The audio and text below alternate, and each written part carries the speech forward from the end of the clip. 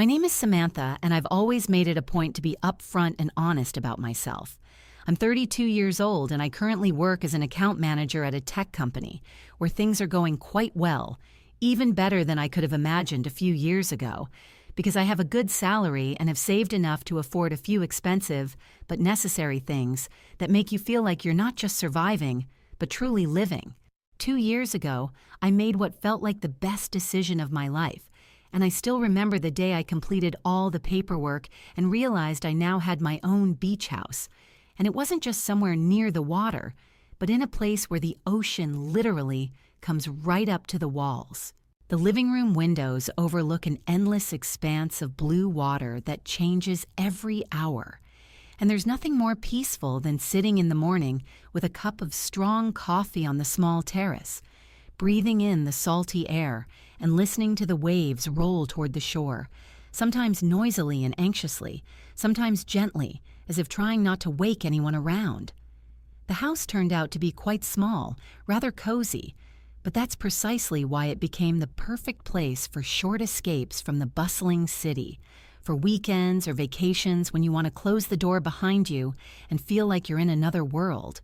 I've probably spent almost every other weekend there over the past 2 years, and this rhythm became a kind of lifeline for me, helping me cope with fatigue, traffic jams, work emails, and endless client calls. Only there did I finally learn to breathe deeply again. My parents, David and Susan, are in their early 60s, and neither of them had the easiest lives. My father spent his entire life working hard in construction until his back finally gave out, and he's now on disability. And my mother works part-time as a cashier at a grocery store because she can't handle the full workload anymore, and the pay is so low. When I bought the beach house, I didn't hesitate to make them a duplicate key and told them they could come and stay whenever they wanted, because I wanted them to have a place where they could relax and feel happy, even if only for a little while. I still remember the look on my father's face when I handed him the keys, and the way his eyes filled with tears. I'd never seen him cry before, and it pierced me to the core, because I suddenly realized how few moments in his life he had had where he could even allow himself to be touched by joy. Since then, they've been going there about once a month, sometimes with my younger sister Emma and her husband Jake. Emma is 28 years old, works in a dental clinic, and has always been the one who connects easily with people, smiling, telling stories, and attracting attention. But she also often had a tendency to expect life to deliver everything to her. Jake is probably fine. He works in a warehouse, but no matter how often we talk, he always complains about his salary and how catastrophically short of money he has, though I try not to judge them for it, as everyone carries their burdens differently. They've only been married 3 years, but they've already used the beach house several times, mostly when they visited my parents, and I didn't mind because I felt that was the way it should be. The beach house belonged not just to me, but to our family. All this time, everything was going perfectly. My parents would call me after their trips, and my mother would repeat almost the same thing every time like a prayer, and I heard so much gratitude in her voice that my heart filled with warmth. "Samantha, I can't tell you how much this means to us," she would say, "to have a place to come, relax, and get away from all this chaos. You're such a good daughter." These words seemed to push me forward, giving me confidence that I was doing something right, that my efforts and money were turning into something more than just things, but a sense of security and joy for those I love. But about a year ago, everything suddenly changed. One day, a recruiter called me, and what started out as a casual conversation changed my life. He offered me a job, not just a promotion, but a position as a customer service director at a huge corporation, with a salary almost double my current one, and a benefits package many only dream of. Top-notch health insurance, a robust retirement plan, bonuses, and all the other guarantees. But there was one caveat, and I heard it so clearly, as if he'd deliberately paused. The position was in Portland, Oregon. I live in Florida, and that meant moving across the country, changing my familiar climate, lifestyle, and maybe even my social circle. I pondered this decision for weeks, vacillating between fear and delight, because I knew opportunities like this don't come around often, and turning it down would be foolish, almost irresponsible. Finally, I called my parents and told them about the offer, and surprisingly, they welcomed the news, especially my mother. "That's wonderful, honey," she said. "You deserve it. You've worked so hard." But then I had to say out loud what had been nagging at me all this time. "Mom, if I accept, I'll have to move to Oregon. I think I'll have to sell my apartment and the beach house. I'll need money to buy a place there." There was a heavy, unusually long pause in the phone conversation, and I was about to repeat my decision to sell when my mother spoke again, but her voice was different. It had a soft, pleading quality, a childish vulnerability I'd rarely heard before. "Samantha, maybe you shouldn't sell the beach house. I know it's asking too much, and maybe it's selfish, but Dad and I are so used to going there. It's become something important to us, a part of our lives." I froze, holding the phone to my ear, and at that moment my father intervened, his voice low, slightly muffled, but firm. "We could take care of everything, Samantha. We'd keep an eye on the house, the garden in front of the terrace, everything. We just adore this place." These words hit me harder than I expected, because I suddenly felt it clearly. They were getting older, their strength waning, and there were fewer and fewer islands of joy in their lives, and this little house by the sea might be the brightest spot they'd ever known in years. How could I take that away from them? I closed my eyes and whispered into the phone, "Okay, I won't sell it. You can keep going." Their sigh of relief was immediately audible, and Mom almost sobbed, "Oh, thank you, darling. You have no idea what this means to us." I sat on the edge of the bed, phone in hand, realizing I'd just changed my plan, but I'd done it for the sake of the two who once raised me and for their quiet happiness. So I decided to do something different. I sold my city apartment and moved to Portland, and instead of the house I'd dreamed of, I had to settle for a nice, spacious apartment. It was truly a great deal. New floors, a large kitchen, a high ceiling in the living room. But I knew that if I sold the beach house too, I'd have enough for a house with its own patio, garden, maybe even a veranda for afternoon tea.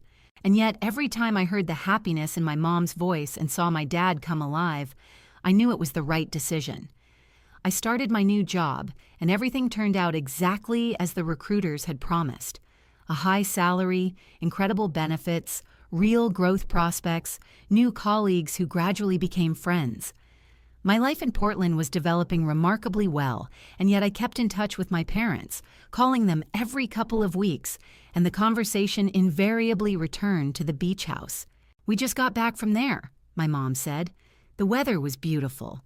Emma and Jake came with us, and we had a wonderful weekend." I smiled, imagining them all on the terrace, and replied, "That's wonderful, Mom. I'm glad you're enjoying it." "Yes, dear," she always repeated. "We really don't know what we'd do without him. Thank you for saving him for us." I heard these words again and again, and they confirmed to me that I had done the right thing. This went on for about a year. I was becoming more and more immersed in my new life, confidently climbing the career ladder, making new acquaintances, occasionally allowing myself to spend more than before, and only on rare evenings would I be overcome by a quiet longing for those mornings on the terrace by the ocean. But the thought that the house made my parents happy brought relief. I paid the property taxes and the utilities, which weren't exactly cheap, but I told myself, this was the price for their peace of mind, and it was worth it. And then came the call that changed everything. Rick's name appeared on the screen, the realtor who'd helped me buy my house 2 years ago, the man with whom I'd exchanged the occasional postcard and letter. His voice was friendly, but somehow cautious. "Hey, Samantha, how are you doing in Oregon?" "Listen, I have a question about your beach house." I was surprised, but I said, "Sure, Rick, what happened?" He sighed and said, "Yesterday I was browsing rental listings and came across one.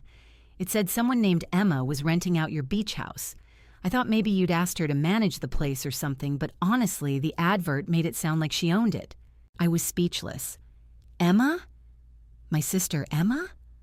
"Send me the link." My voice broke. "Sure, I'll send it right now," he replied. And right as I waited for the message, my hands started shaking so badly I could barely hold the phone.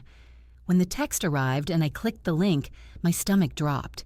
The photos showed my little house, every detail, every room, the furniture I'd bought myself to make it cozy. It was all on display like a commodity. And right at the top of the ad, boldly highlighted, was Emma's phone number. The ad looked like it had been created by a professional agency, not my sister. It advertised the house as available for weekends, vacation weeks, or even special events, and the price was hefty, $300 a night during normal times and significantly higher during holidays and celebrations. I felt a wave of nausea rising in my veins as I scrolled to the testimonials. There were dozens of them, the earliest dating back at least 6 months, possibly longer, and every word written by strangers about my house cut to the heart. We had the most amazing weekend here. Emma was so helpful and accommodating, the house was exactly as pictured, and the beach access was incredible, already booking our next stay, wrote a woman named Sarah M. It continued, "We spent Christmas week here, and it was magical. Waking up every morning to the ocean was a dream. Working with Emma was such a pleasure. She was so accommodating, 5 stars." And signed, Jennifer L. I was choking with anger because it was Christmas when my family told me on the phone how they were there together, how wonderful everything was. But not a word was mentioned about the house being rented to strangers. I kept scrolling down, each new impression adding fuel to the fire.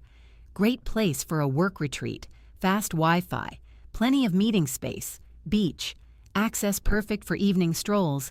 Emma is easy and professional to work with, and more praise for my sister, who was supposedly the owner of my property. But what really threw me off was one particular review.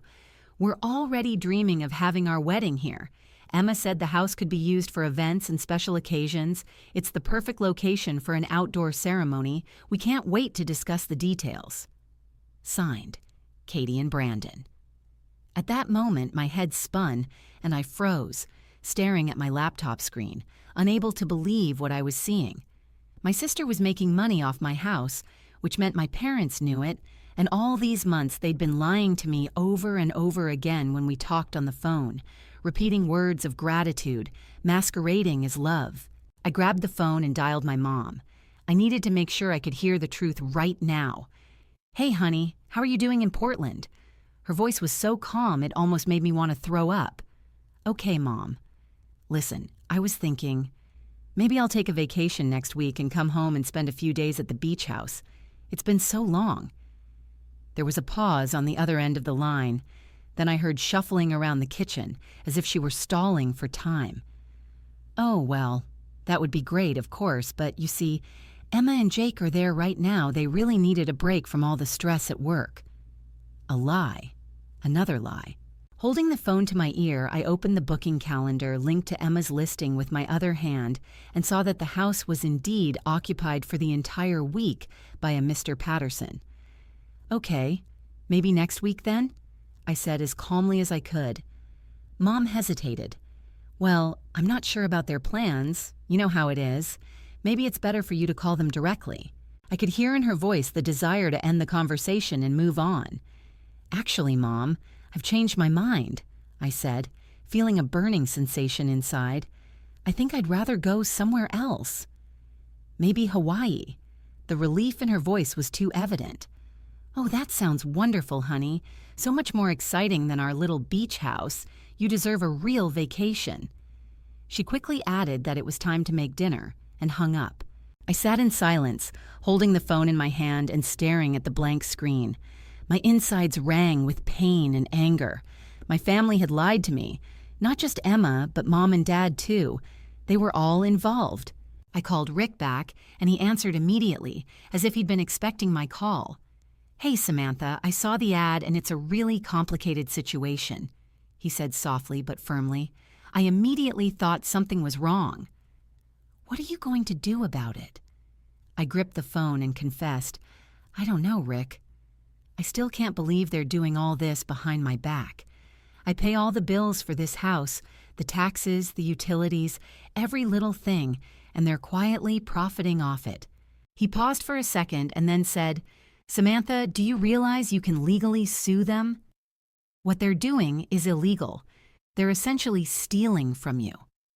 I exhaled sharply. I don't want to sue my family. That's the last thing I want. I understand, he replied, but you have to have options. Look, let me dig through my contacts. Maybe I can find out when they plan to rent the house again. You can catch them red-handed, present evidence they can't deny. For the first time in a long time, the idea made sense to me. Okay, Rick, let's give it a try. See what you can figure out, I said, and my heart felt a little better.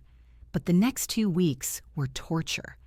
I couldn't get my mind off what my family was doing, couldn't stop thinking about how they'd been lying to me all these months, looking me in the eye through video calls and assuring me that everything was perfect, that the house was their little paradise, and I rejoiced right along with them. Every time I looked around my Portland apartment, the same thought came to mind. If I'd decided to sell the beach house back then, I would have my own house with a garden, maybe even a fireplace, instead of these white walls.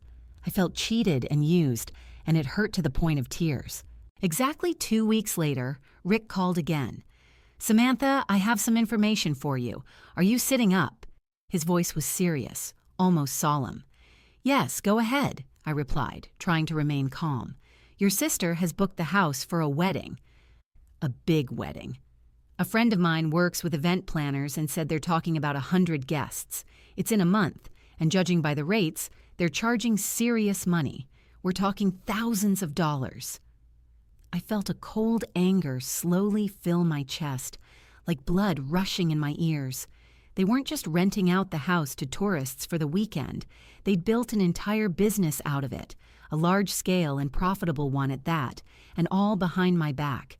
"Rick, do one more thing for me," I said, my voice unexpectedly firm. "Find me tenants. Someone who wants to live in the house for a long time, for several months. I want them to move in before the wedding."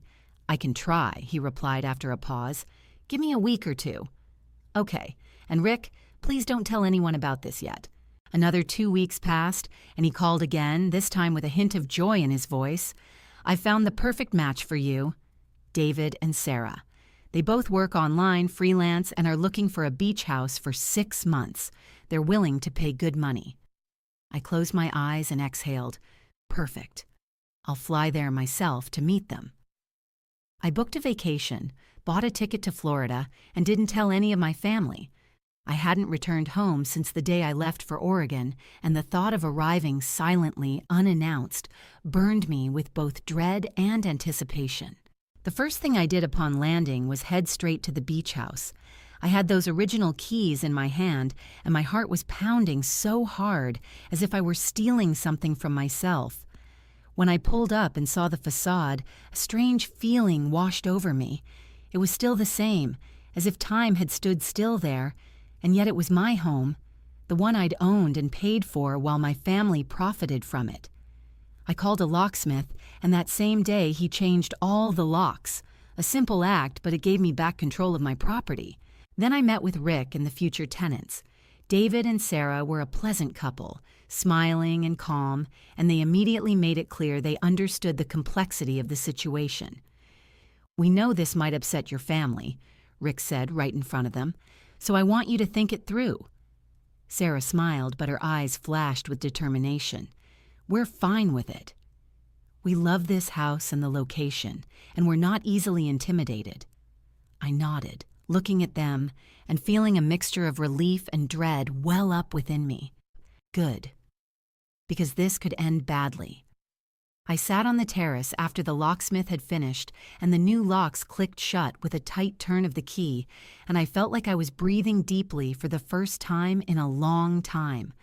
But at the same time, I was terrified, because I knew perfectly well that my parents, Emma and Jake, wouldn't let it go. They'd grown accustomed to considering this house a part of their lives, as if it belonged to them, and the realization that everything was now under my control was a blow they hadn't expected. The next day, I met with David and Sarah, and we talked for a long time on the terrace. while the sea breeze wafted the scent of salt in my face and the waves gently crashed against the shore. They reaffirmed their readiness to move in a week as soon as they packed up and wrapped up their business, and that they were happy with a long-term lease because for their work, it was important to have a stable place where they could live peacefully without having to move at any moment. I told them everything honestly, not hiding the possibility that my family might show up and try to cause a scene. And Sarah looked at me with that serious, feminine directness that made my heart tremble and said, "We're adults, Samantha, and we understand we're entering into a conflict, but you must remember, this is your home, and you have every right to decide what happens here." These words warmed me, and for the first time, I felt like I wasn't alone. We signed all the papers, Rick helped with the deed, and as I signed, something clicked in my chest. It was a moment of regaining control of my life, not just my property, but at the same time, thoughts of the wedding, of the 100 people they were planning to bring to my beach, of the music, laughter, and toasts that would be heard in the place where I dreamed of peace and quiet, kept nagging at me. That evening, I sat with my phone in my hand, debating whether to call my mother, even though I knew perfectly well the conversation would end the same way as last time, with hesitations, omissions, hasty excuses, and finally, relief in her voice when I agreed to back off. I dialed her number several times and deleted it again, and finally simply texted Rick, "They don't know I'm here, and let's keep it that way for now." I spent the next few days in the house, reclaiming the space, the corners of which still hung with the memory of my parents and sister, their visits, dinners, their laughter on the terrace. I opened closets and found strangers' towels, dishes, even candles with wax residue. Every such small object resonated with a pang of betrayal because it was proof that they had lived here not as guests, but as hosts, and yet they had never once told me the truth. When it was time to meet David and Sarah for the final handover of the keys, I suddenly felt a sense of unease. Deep down, I knew that this was the moment the real confrontation would begin because my family would definitely show up. They had their own plans, and if they failed, it would be catastrophic. I handed the couple the new keys, showed them where everything was, explained the washing machine, the internet, the electrical outlets, every little detail, and they looked grateful and even a little excited, as if they were moving not just into a house but into a new chapter of their lives. That same evening, I walked onto the beach, walking barefoot on the wet sand, watching the sun set into the water, painting the sky golden pink. I thought about how everything would soon change, that the confrontation I had long feared, but now inevitable, lay ahead. I felt my family already somewhere nearby, that they would learn about the new tenants and come here demanding an explanation, and I would have to face them face to face without hesitation or tears. And when I lay down that night in my own home for the first time in months, I felt a strange mixture of anxiety and strength spreading somewhere deep within me, as if the ocean beyond the wall was whispering to me that a storm was coming, but I had the courage to weather it. When I said those words, there was a deathly silence on the line, only Mom's slow, heavy breathing reminding me she was still on the line. And in that pause, I clearly felt how far we'd come from each other, not in the miles between Portland and Florida, but in the fact that we'd ceased to be a family that trusted each other and told the truth, and had become people standing on opposite sides of a wall of lies and money. "Samantha, you don't understand," Mom finally whispered, her voice laced with desperation, as if she were clinging to a thin thread that was about to snap. "Dad and I have expenses, medications, bills, and Emma and Jake are barely making ends meet. They have loans. The car broke down. We had to figure something out. We didn't want to hurt you. We thought we could slowly, without any problems." "Slowly?" I interrupted her, my heart pounding so hard it was ringing in my ears. "You turned my house into a hotel. Weddings, parties, rentals, every weekend. This isn't slowly, Mom. This is business. And all this behind my back." A man's voice, rough and tired, came on the other end, and Dad joined in. Samantha, honey, stop yelling. We just wanted to help Emma. She never had your acumen. She doesn't know how to build a career like you. And the house was empty, so we decided to, well, use it. You rarely came over after all. I gripped the phone so hard my knuckles turned white and almost shouted, "It was empty because I live in another state. But that doesn't mean it's suddenly yours. I trusted you with the keys, and you turned that trust into a way to make money off me." There was another pause on the other end of the line, but now I could hear my mother's sobs, quiet, broken, the kind that would have broken my heart at another time, but now only intensified my anger. "Samantha, please," she finally spoke, her voice breaking. "If we call off this wedding, we'll be in a terrible situation. These people have already paid. They're expecting a celebration, and we don't have the money to pay it all back. It will destroy us." I closed my eyes and took a deep breath, feeling waves of anger crashing against my inner walls, and I replied coldly, "Maybe it won't destroy you, Mom. Maybe it will destroy what's left of our family, because what you did to me has already destroyed me." There was a silence on the other end, so thick that I could hear a train passing somewhere far outside the Portland windows, and that silence was more terrible than any words. I knew they were waiting for me to give in, to put their interests ahead of mine again, but for the first time in my life, I had no desire to back down. "I'm not canceling the lease," I said firmly, almost in a whisper, but every word sounded like the blow of a hammer. "The house is occupied, period. If you got involved in this wedding scam, then you're on your own." I heard my mother's short intake of breath, as if I'd struck her with something sharp, and then Emma's angry voice clearly bursting from the other line. "You have no right, Samantha. This isn't just your house. We've all lived there. We've all spent time there, and we deserve our share. You only think about yourself." I laughed, but the laugh was bitter, like rust in my mouth. My share? Emma. This house was bought with my money, bought with my work and my sacrifices. You didn't invest a penny in him, but you did invest lies and deceit. And now it's all over. Emma was shouting something, but I wasn't listening anymore. I hung up and put the phone on the table, and at that moment, for the first time in a long time, I felt not only anger, but also a strange relief, as if a door had closed inside me that had been engulfing me in pain for years. But with that relief came the realization. They wouldn't stop.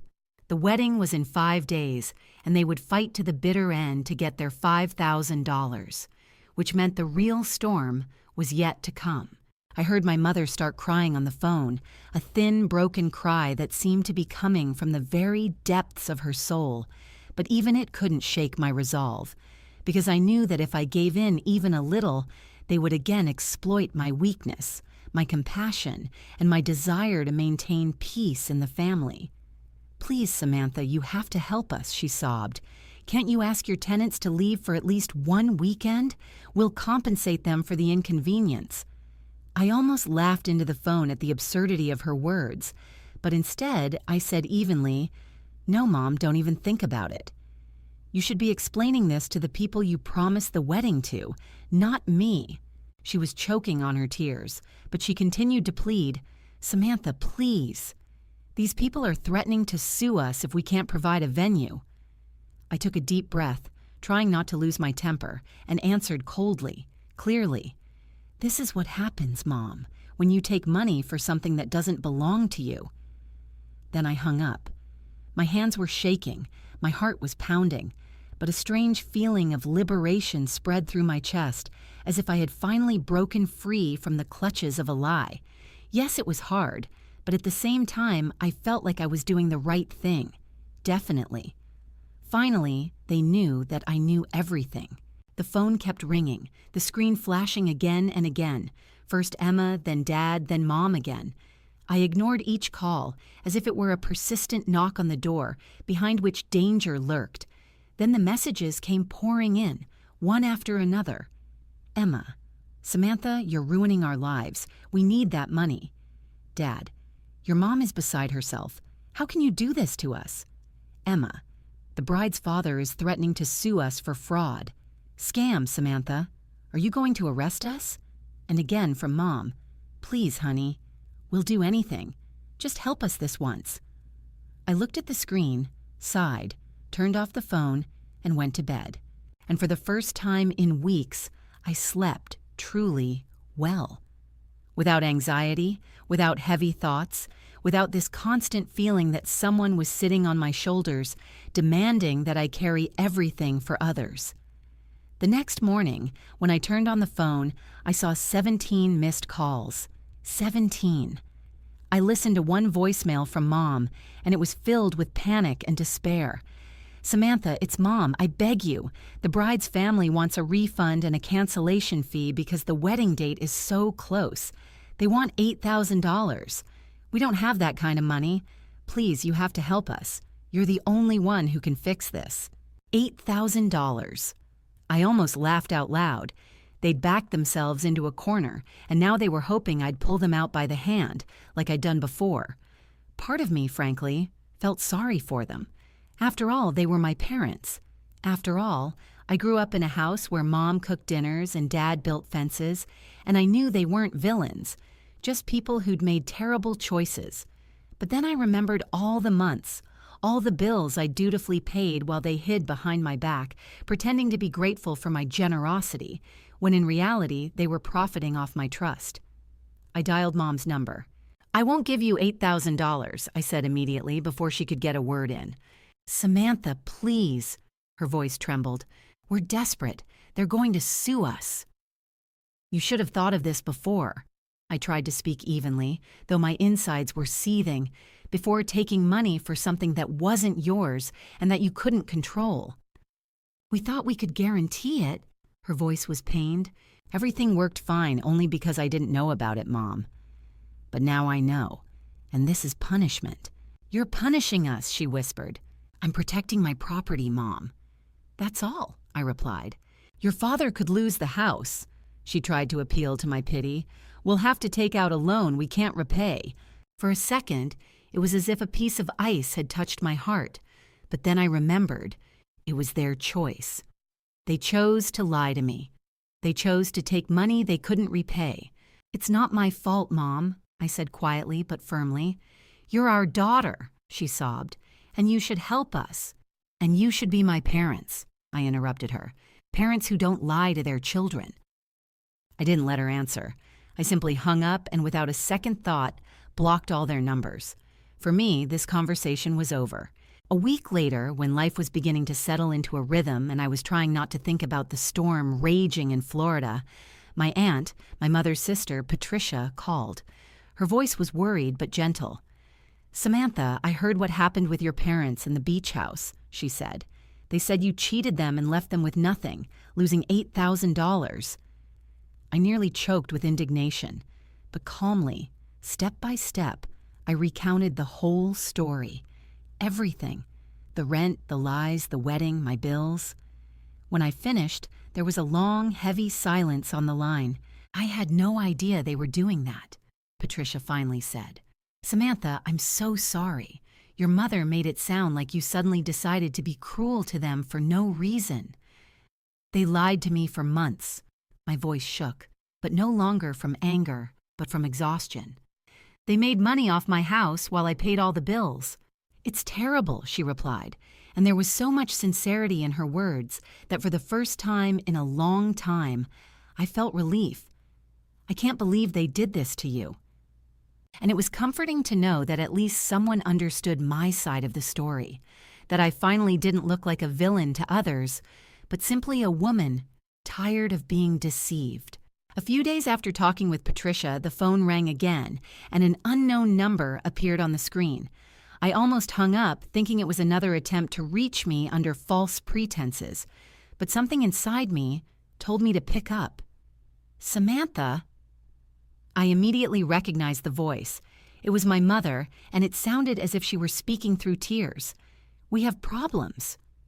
Real problems. We had to tell the bride and groom that we can't afford a ceremony venue. We had to charge $8,000 to their credit card. The interest rate is 24%. We'll never be able to pay it off. We'll lose everything. The house, the car, everything. She was sobbing loudly now, and her every intonation was filled with despair. "Please, you have to help us. You're our daughter." I was silent for a few seconds, trying to contain the mixture of anger and bitterness, and then said slowly and firmly, "I'm your daughter, Mom, the same daughter you lied to for months." She interrupted hastily, "We were wrong." "We know we were wrong. But please, we're begging you. $8,000 is nothing to you in your new job." I closed my eyes, holding back a scream, and replied, "It's not nothing to me. I worked hard for every dollar I get now, and even if it was a pittance, why should I pay for your mistakes?" "Because we're family," she sobbed. I gripped the phone so tightly my knuckles turned white. "Family doesn't lie to each other, Mom. Family doesn't steal from each other." There was silence on the other end. "Mom, I gave you something truly valuable, free use of a beach house. Do you even realize how much that costs? A beach vacation costs thousands of dollars every year, and instead of being grateful, you decided to be greedy." "We needed money," she whispered. "Then you should have asked me." "If you needed money, you could have spoken to me openly instead of going behind my back." For a moment, it was so quiet I could hear her breathing, and then Mom asked a question that made me stumble inside. "What if we had asked? Would you have let us rent the house?" I froze and my heart sank. I didn't know what to say. Maybe I wouldn't have agreed, but at least then they would have been honest. "I don't know, Mom," I finally said, "but you didn't even try. You chose to cheat. Please, Samantha. We're sorry. We'll never do anything like that again." Her voice sounded like she was about to fall to her knees right then and there. I clenched my teeth and said, "You're right, Mom. You won't do it again because you no longer have access to my house." She suddenly stopped crying. Her voice changed, becoming cold, alien. "What do you mean?" "I mean, the house is rented out to long-term tenants. You'll never be able to use it again," I replied. There was a pause, and then Mom muttered, "We'll fight this. We'll hire a lawyer." I laughed dryly and bitterly. "Go ahead, hire one. I'd really like to see you explain to the judge that you were illegally renting out someone else's property." She couldn't take it anymore and hung up. For the next few days, the phone didn't stop ringing. Calls from various unknown numbers poured in, one after another. I immediately realized it was Emma, Jake, and even Dad trying to reach me, calling from other people's phones. I didn't pick up once. Then the messages started, coming from random numbers, as if they thought I wouldn't recognize their style. "Samantha, it's Emma. You've ruined our lives. We had to take out a loan to pay off the wedding planners. Because of you, Mom and Dad are going to lose their house." Then, "It's Dad. I never thought my own daughter would be so heartless. We raised you better. And also, Samantha, it's Jake. Emma has panic attacks. You need to fix that." I looked at these words with surprising calm and then simply blocked all new numbers. A week passed. The phone rang again, but this time I saw a name on the screen. Patricia. I picked up. "Samantha," she said softly, "I wanted to give you an update. Your mother is now telling everyone it's your fault. She claims you forced them into this situation because you were selfish with the house." I smiled bitterly. Let her say what she wants. Anyone who knows the real story will understand where the truth lies. Patricia sighed. "I told a few people what really happened. Your cousin Mark was shocked.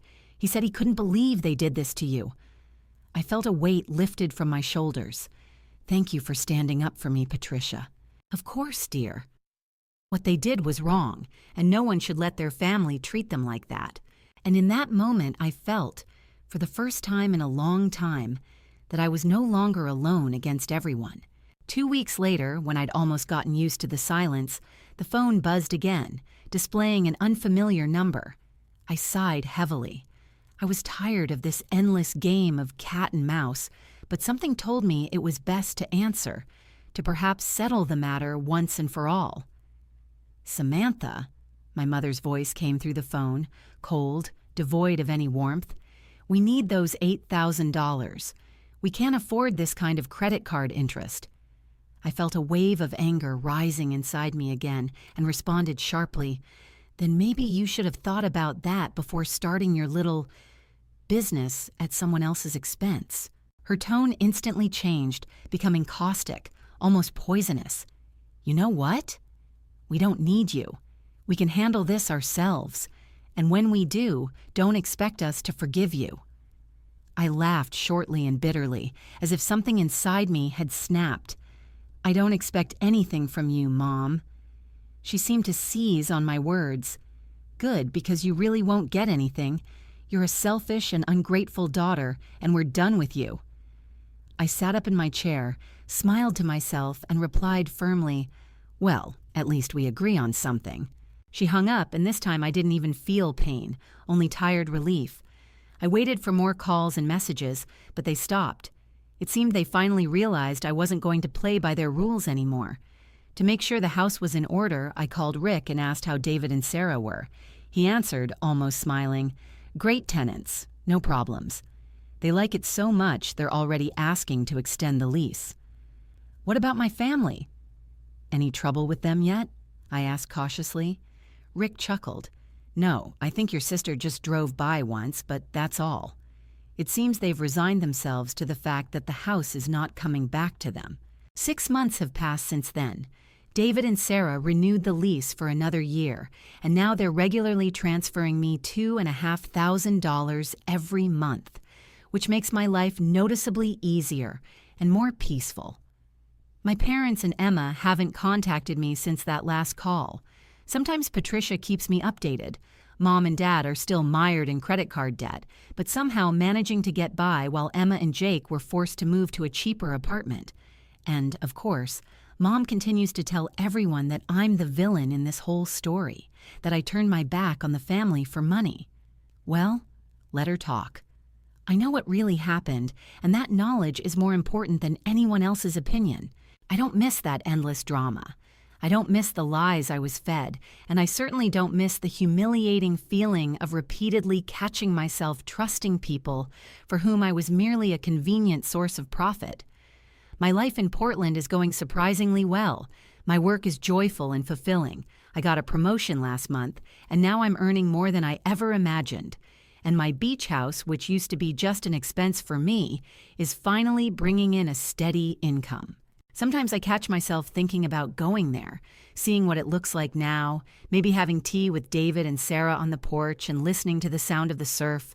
But honestly, I'm not ready to go back to Florida yet. There are too many difficult memories associated with that place. And yet, I've learned one very important truth from this story. Being part of a family doesn't give people the right to use you or control your life as they please. Sometimes the people you trust most are the ones who hurt you the most. Would I do it all the same if I could turn back time? Yes, I think so. Because they made their choice, and I made mine. And I don't have to correct someone else's mistakes, especially if those mistakes involve deceiving me and stealing from me.